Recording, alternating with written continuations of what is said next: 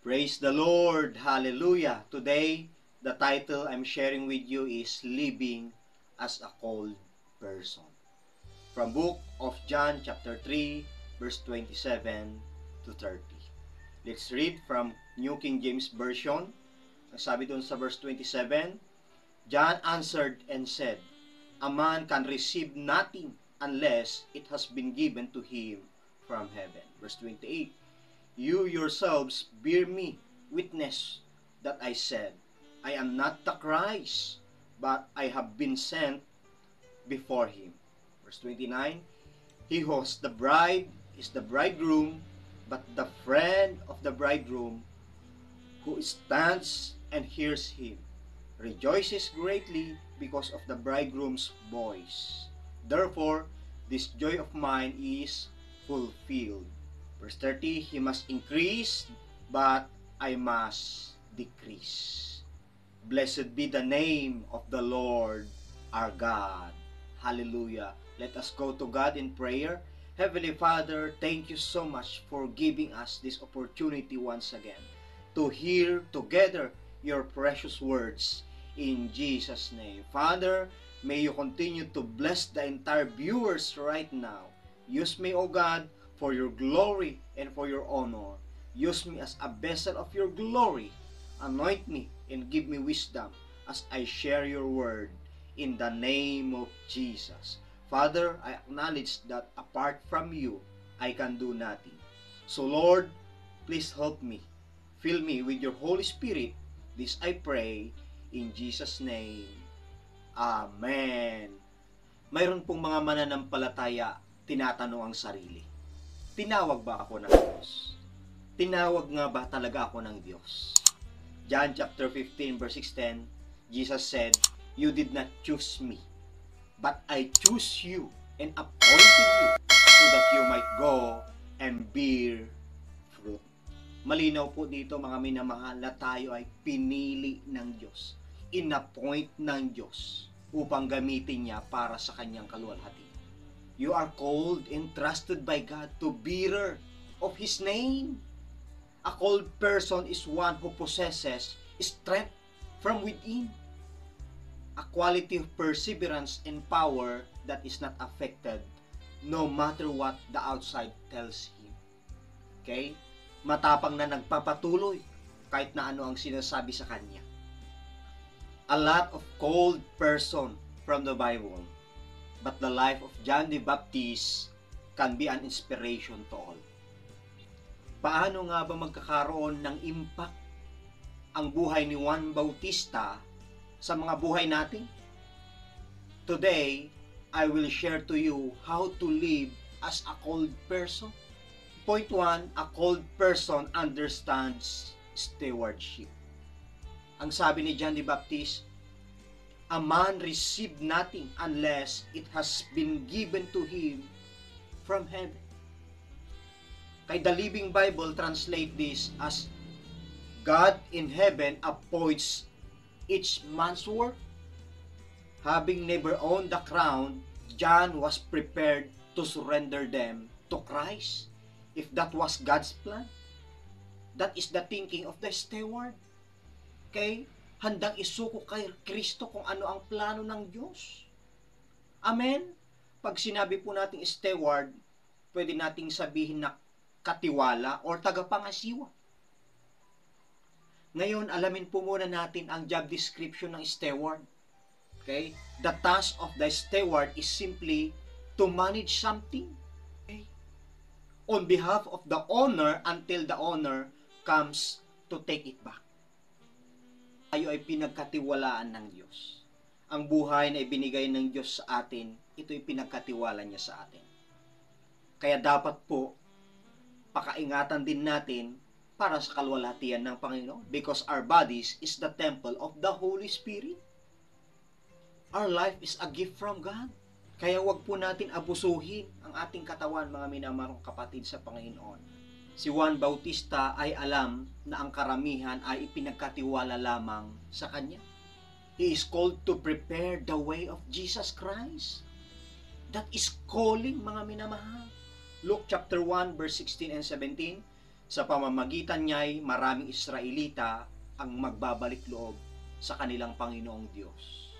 Verse 17, mauna siya sa Panginoon na taglay ang espiritu at kapangyarihan ni Elias upang pagkasunduin ang mga ama at ang kanilang mga anak at panumbalikin ang mga suwail sa karunungan ng mga matuwid. Sa gayon, ipaghahanda niya ang isang bayan, ang Panginoon.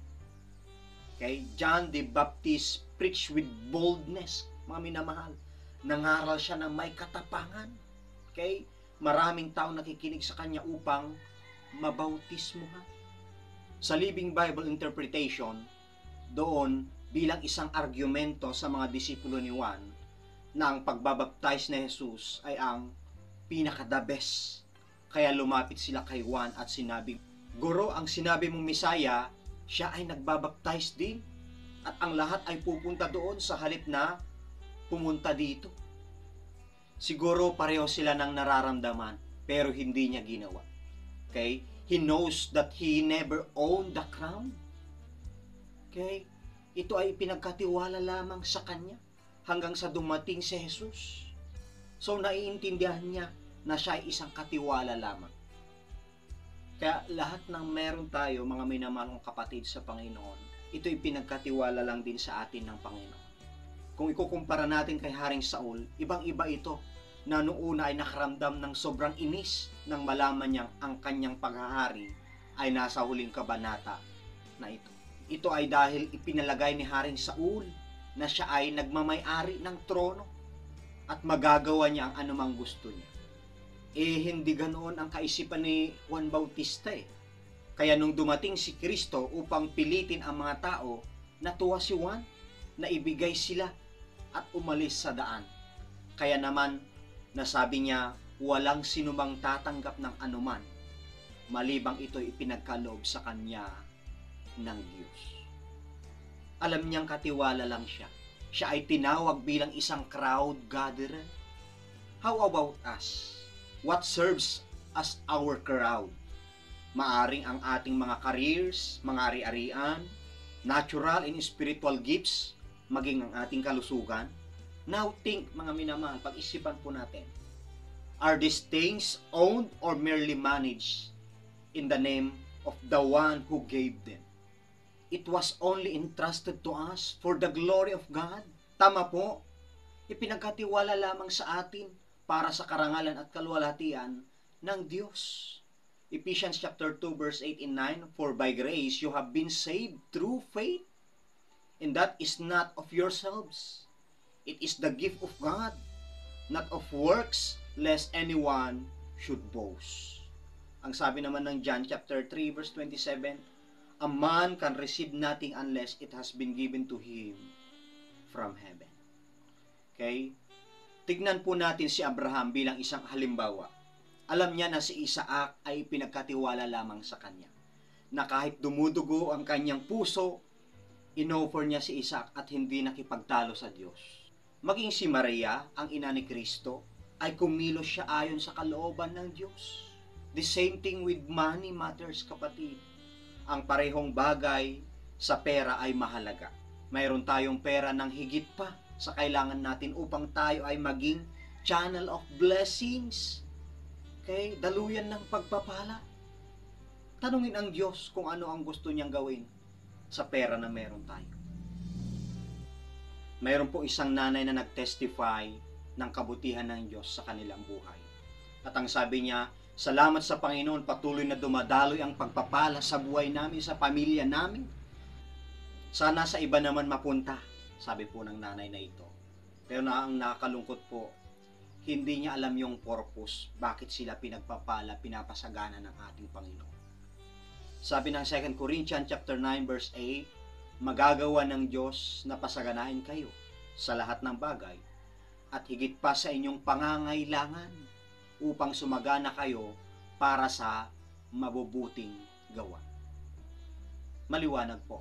2 Corinthians chapter 8 verse 15, nasusulat, ang kumuha ng marami ay hindi lumabis at ang kumuha ng kaunti ay hindi naman kinulang.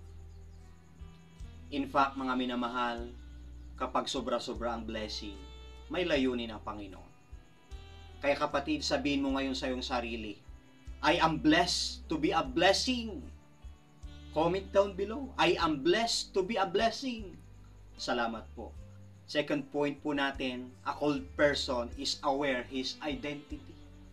May mga Kristiyano na alam nilang sila ay katiwala, ngunit hindi sila kumikilos ayon sa kanilang tungkulin, ayon sa kanilang layunin. John said that, you yourselves bear me witness that I said, I am not the Christ, but I have been sent before Him. Kayo mismo ang makakapagpatunay na sinabi kong hindi ako ang Kristo. Isa lamang akong sugod na mauuna sa Kanya. John chapter 3 verse 20. Ang pag-alam kung sino siya ay ang simula ng kaalaman. Kung ano ang dapat nating gawin ay naayon sa kung sino tayo. Alam namin na kami ay lingkod, ngunit hindi kami kumilos na mas dakila kaysa sa Panginoon.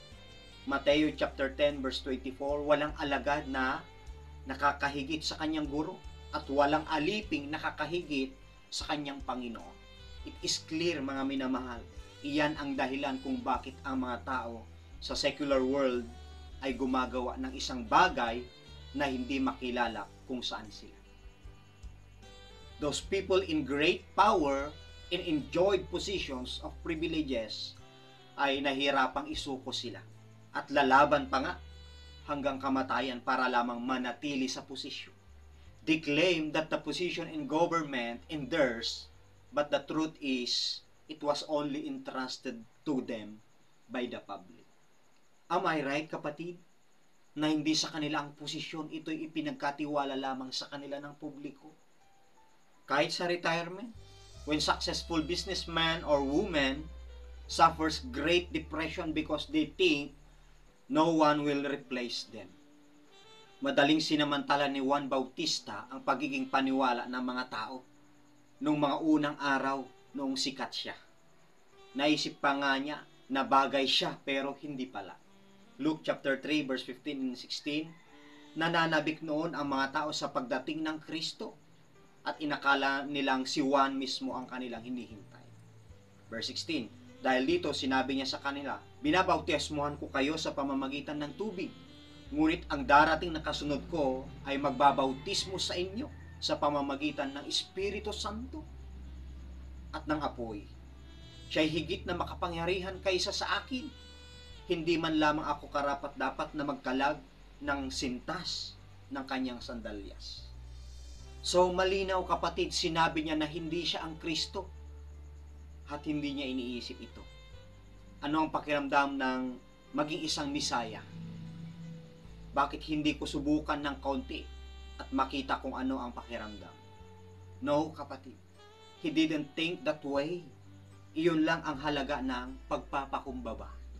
Minsan ang kaaway ay naglalagay ng pagmamayabang sa atin. Ngunit ang tinig ng Panginoon sa loob natin ay dapat na mas malakas para sabihin natin ito. Guard our heart, mga minamahal.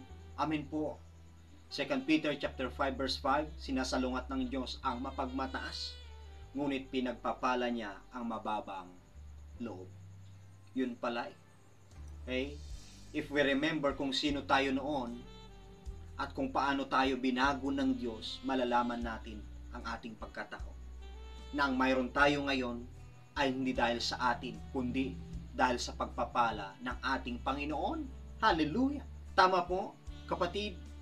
Hindi ka pinagtatagumpay ng Diyos para makilala at matanyag, kundi dapat mong makita ang kabutihan, katapatan, at kadakilaan ng ating Panginoon. Hallelujah! Amen? Like what Apostle Paul said, 1 Timothy chapter 1 verse 13 and 14. Kahit na nung una ay nilapastangan, inusig at nilait ko siya, sa kabila nito'y nahabag sa akin ang Diyos, sapagkat hindi ko nalalaman ang aking ginagawa nung ako'y hindi pa sumasampalataya. Pinasagana sa akin ang kagandahang loob ng ating Panginoon at ipinagkalob niya sa akin ang pananampalataya at pag-ibig na natatagpuan sa ating pakikipag-isa kay Kristo Jesus. Mga minamahal, magkaroon tayo ng kamalayan sa ating pagkakakilanlan. Kung ikaw ay babae, magpakababae ka. Kung ikaw ay lalaki, magpakalalaki ka. Dahil walang bakla or tomboy na nilikha ng Diyos. The Bible said, male and female only. Period. A called person is aware of his identity. Kung paanong naunawaan ni Juan ang kanyang image as not the Messiah, dapat ay ganun din po tayo. Dapat walang mga bagay na dapat ako, mas magaling ako, o walang makakapalit sa akin. Ang isang mahusay na song leader ay ang isang taong nangunguna sa pagkanta ay nagpupuri din sa Diyos. Hindi ang tagamasid upang punahin kung ano ang mali sa kanyang pagkanta. Ang magaling na gitarista or drummer ay kapag may kumakanta sa harapan, he's still praising God. Not waiting how the beat goes. Tama po. Our third point, a called person knows his purpose. Ang tinawag ng Diyos, alam niya ang kanyang layunin. John chapter 3 verse 29, he who has the bride is the bridegroom. But the friend of the bridegroom who stands and hears him rejoices greatly because of the bridegroom's voice. Therefore, this joy of mine is fulfilled. All called persons have an unwavering sense of purpose. Hindi natitinag na kahulugan ng layunin. May lungkot ba na nararamdaman si John Bautista? Wala po. He understands the purpose of his activity as forerunner to Christ. Naunawaan niya ang layunin ng kanyang aktibidad bilang tagapagpauna kay Kristo. Yun ay isa pang dimension ng pagkatawag. Sa mga nagtatanong sa kanya regarding his feelings about growing popularity, kasi nakikilala na po siya, of the man from the Nazareth, inihalin tulad niya ang kanyang layunin sa pinakamabuting tao or the best man. Kung nakikita natin ang isang tao na gumagawa ng parehong bagay na tayo lang ang gumagawa noon, masaya ba tayo na ang mga manggagawa ng Diyos ay lumalaki, lumalago, nagmamature? O hindi dahil di lang natin nakuha ang buong atensyon? Masasabi ba natin ang parehong paraan tulad ni Juan, my joy is fulfilled? Are we happy, mga kapatid, that workers of God is growing or not? Ang purpose ng best man ay simply tumayo lamang kasama ang lalaking ikakasal upang matiyak na ang lahat ng atensyon ay nasa kanya. The best man would be a fool if in the middle of the wedding processional, he suddenly turned to the wedding guest and began to sing a song. Ang best man ay natupad ang kanyang layunin ng higit na kahanga-hanga kapag hindi niya binibigyang pansin ang kanyang sarili, ngunit nakatuon ang lahat ng atensyon sa ikakasal. Nakatuon siya sa kanyang layunin na paglingkuran ang ikakasal. At iyon ang ginawa ni John. Kung si Jesus Christ ang lalaking ikakasal, si Juan ay committed to be the best man and nothing else. Siya ay tinawag upang ihanda ang daan ng Panginoon at wala siyang pagnanais na maghangad ng anumang bagay na higit pa. Kaya naman, nang dumating ang panahon na ginagawa na ni Jesus ang kanyang ministeryo sa lupa at ang atensyon ng karamihan ay napunta sa kanya, si Juan ay natutuwa. Kaya nagpapahinga. Only a cold person who exactly knows his purpose can act that way. Kapatid, we are fulfilling the ministry entrusted to us by God. Not because of money or material things, but for His glory. Amen? Hayaang itaas tayo ng Diyos at patuloy na gamitin niya. Amen po. 1 Samuel chapter 2 verse 30, pararangalan ko ang nagpaparangal sa akin, ngunit pababayaan ko ang nagtatakwil sa akin. Mga minamahal, ito'y paalala po sa atin ng salita ng Diyos. Fourth point, a called person has a commitment to the principle of release. Sabi ni John the Baptist, dapat siyang maitaas at ako na may maibaba. He must increase, but I must decrease. Balik tayo sa paglalarawan ni Juan bilang isang katiwala. Ang gawain ng isang tagapangasiwa is to properly manage something. Ang isang bagay sa ngalan ng may-ari hanggang ito ay kunin or bawiin. Luke chapter 1 verse 17, to make ready a people prepared for the Lord. That crowd is the audience where he preached and baptized for Jesus. Dumating na ang panahong iyon para pilitin ito ni Jesus at natapos na ang gawain ni Juan bilang crowd gatherer. John chapter 1 verse 36 ay nagsasabi na ang mga disipulo ni Juan ay ang unang mga disipulo ni Jesus. At si Juan ay nalulugod na ibigay sila kay Jesus.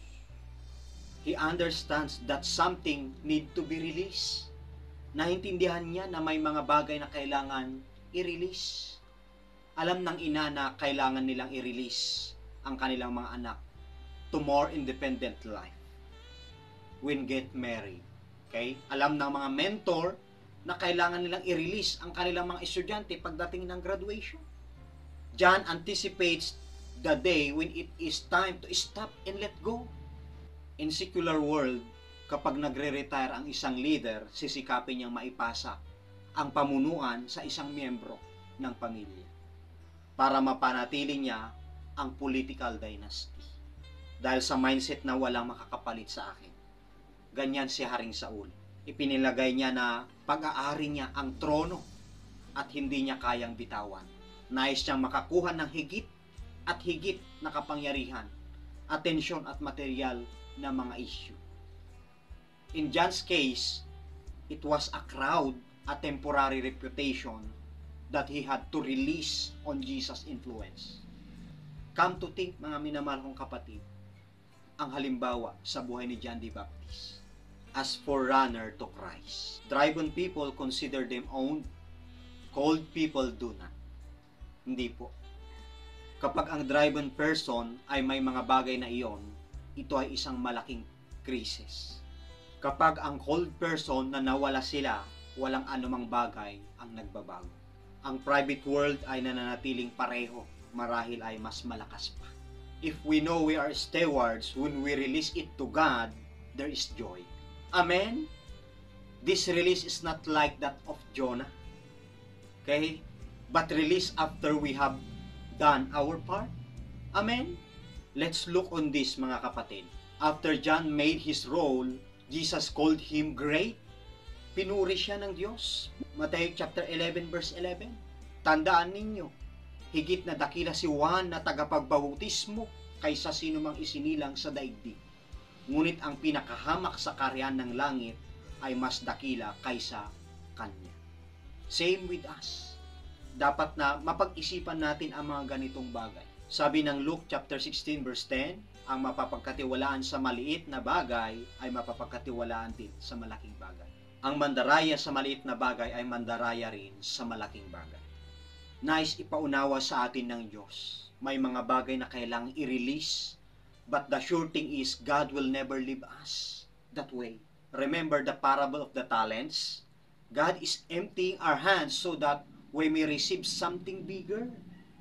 Sinisikap ni Satanas na pigilan tayo upang hindi tayo mag-prosper.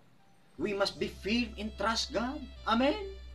Bilang pagwawakas in these kinds of qualities, sense of stewardship, awareness of identity, perspective on the role, and commitment to the principle of release, mark of a called person. Even King Saul was called, but he defended the throne, assuming that he owned it. Akala niya siya ang nagmamay-ari. Mga kapatid, let's watch ourselves every day. Kung tayo ay si Saul or si Juan. Sino ang makakaisip ng isang hamak na tao na naninirahan sa isang hamak na lugar? The desert called by God to prepare the way of Jesus Christ. Preached before the crowd, Pharisees, and even to the king, called great by Jesus. 1 Corinthians chapter 1 verse 27, subalit pinili ng Diyos ang mga naturingang hangal sa sanlibutan upang hiyain ang marurunong at pinili niya ang mga naturingang mahihina upang hiyain ang malalakas. See, God is looking on our hearts. Don't abandon your ministry, your calling, kapatid. According to Romans chapter 12 verse 6 to 8, whatever gifts you have, according to the grace of God that is given to you, do your best. Live and apply the qualities of a called person. Love your ministry. Love your ministers. Always bring back to God the highest glory and honor. Amen? Hallelujah. Let us pray. Heavenly Father, we thank you for being the salt of this earth and the true light that brightens the world. Thank you for making us the salt of this earth and the light of this dark world. Father, help us to be what you have called us to be. In the name of Jesus. I pray as we carry your words and your glory, please help us to be a blessing to many. Give us boldness to share your words, Lord, and faith that moves mountains in Jesus' name. Father, make us a faithful servant of yours. Empower us and bless us, O Lord, abundantly, exceedingly, in the name of Jesus. This I pray in Jesus' name. Amen.